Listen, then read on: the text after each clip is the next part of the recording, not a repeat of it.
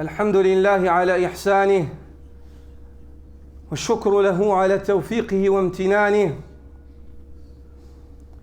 وأشهد أن لا إله إلا الله تعظيما لشأنه وأشهد أن محمدا رسول الله الداعي إلى رضوانه صلى الله عليه وآله وأصحابه وإخوانه وأعوانه أما بعد Robert Allah, dijeni Allah ju më shiroft se mirësia më e madhe që Allah subhanahu wa ta'ala ta ka dhurun këtë dunja është imani që të posedon, besimi.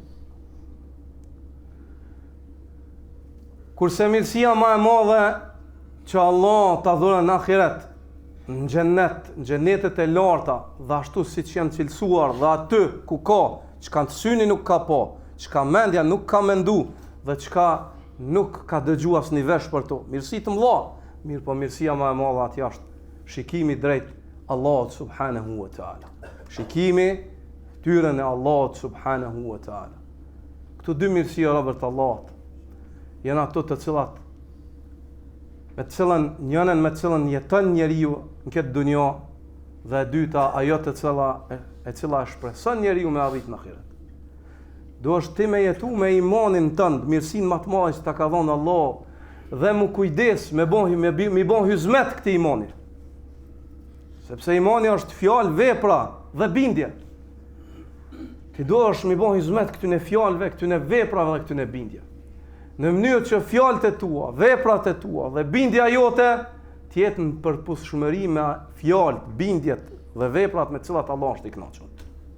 Dush me shiku kur të folsh një fjalë, a është i kënaqur Zoti me këtë fjalë. Kur ta pranosh një bindje, a është kjo bindje në përputhshmëri me bindjen me cilën Allah është i kënaqur. Dhe kur ta veprosh një vepër, shiko, a është Allah i kënaqur me atë vepër. Shiko. Në qoftë se ti bën hizmet imanit tënd këtë dunjë, që është mirësia më e madhe që ti e posedon këtë botë, atëherë me lejen e Allahut, Allah azza wa jall ta mundson mirësinë më të madhe në ahiret, shikimi në fytyrën e Allahut subhanahu wa ta'ala. Mirë po në qoftë se ti nuk shikon drejt kënaqësisë Allahut në këtë dunjë, qysh po den me shiku fytyrën e Allahut në ahiret të Rabbi Allahut.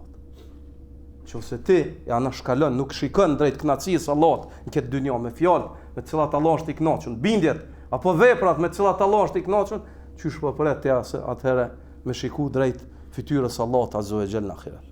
Atëherë le të përmirësohemi të gjithë dhe t'i kthehemi Allahut subhanahu wa ta'ala, ai është pranuesi i pendimit. Dhe t'i përmirësojmë fjalët tona, veprat tona dhe bindjet tona në mënyrë që ndoshta Allah i lartësuar të na mundson të shikojmë drejt fytyrës tij në ahiret dhe të kënaqshmi me këtë mirësi e cila është mirësia më e madhe që ekziston dhe nuk ekziston mirësi mbi atë mirësi.